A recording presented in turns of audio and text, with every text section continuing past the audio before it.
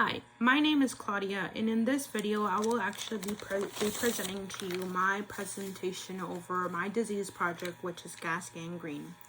So gas gangrene is actually, what is gas gangrene? Well, gas gangrene is actually a bacterial infection.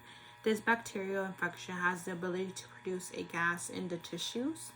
Gas gangrene is caused by Clostridium perfringens, which is a type of bacteria, which is a part of the gram-positive rods and cocky group, which live in anaerobic environments.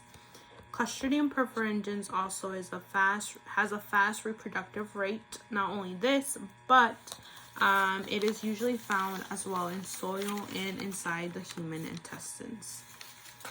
On the second slide, we see how it's asked how the organism is cultured and isolated. Well, gas gangrene can actually just develop as a result of cell death.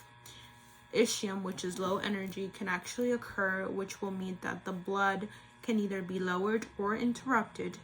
This will lead to necrosis, which is cell death. The necrotic tissue can then serve as a nutrient to the Clostridium perfringens, which will ferment the carbohydrates and produce this gas in gas gangrene. How is the organism transmitted? Well, actually, gas gangrene does not transmit from person to person. So it cannot be transmitted from person to person.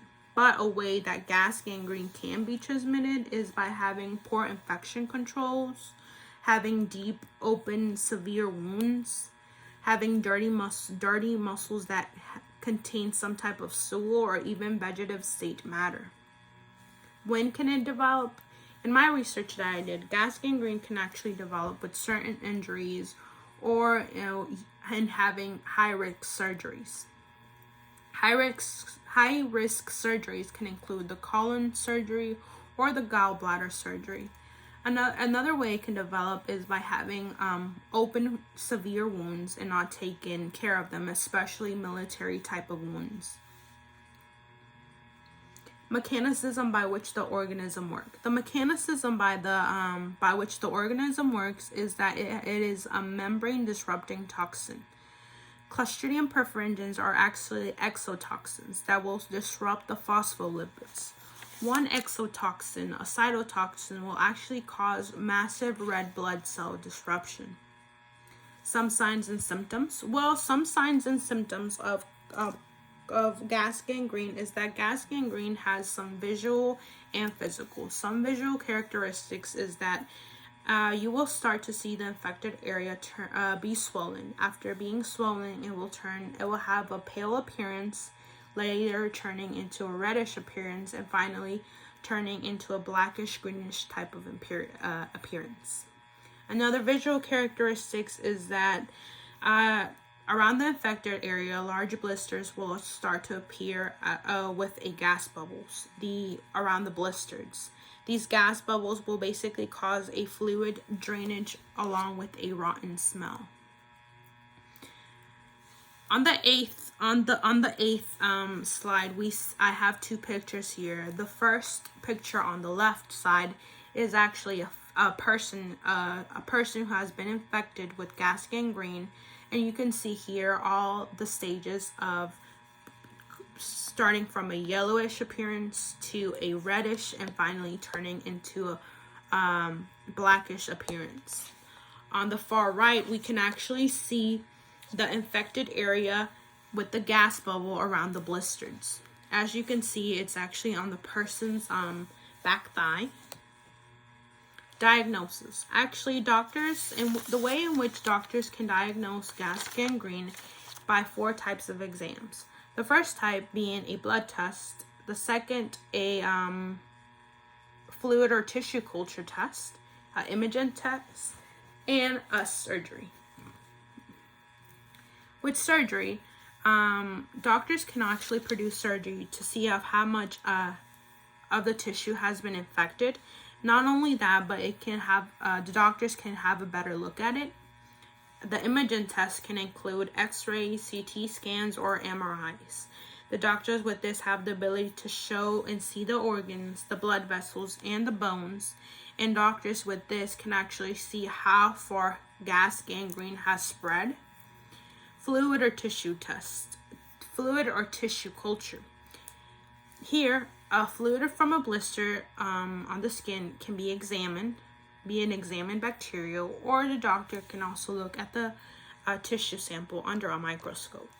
Blood test. With blood tests, it can actually show an abnormal high white blood cell count, which can show or indicate a sign of infection. Some types of treatment. With gas gangrene, there's actually 3 types of treatments in which I looked up on to. The easiest option to treat gas gangrene if caught earlier is with antibiotic therapy. This one, you will use antibiotics such as penicillin and clindamycin, which are both going to be used simultaneously. Another type of treatment is the mode treatment, and with mode treatment, it is the hyperbaric oxygen therapy, also known as HBO. And here, the patient will basically be established in a chamber in which it will inhale pressurized air, which will increase the blood flow to the infected area, which is highly important.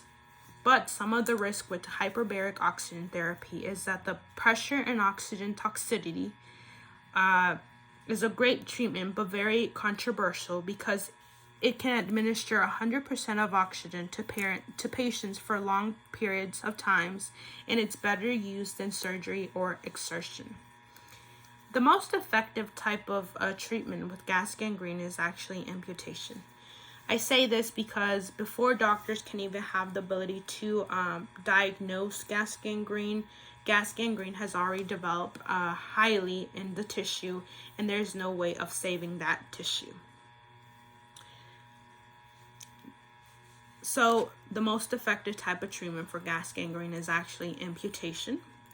Some preventions to prevent gas gangrene or overall have a better understanding is that to maintain control over blood sugar levels, especially to persons who have diabetes, be sure to clean wounds or any type of cut thoroughly and monitor that wound or anything. Also to examine feet or any type of cut for sores or any signs for infections.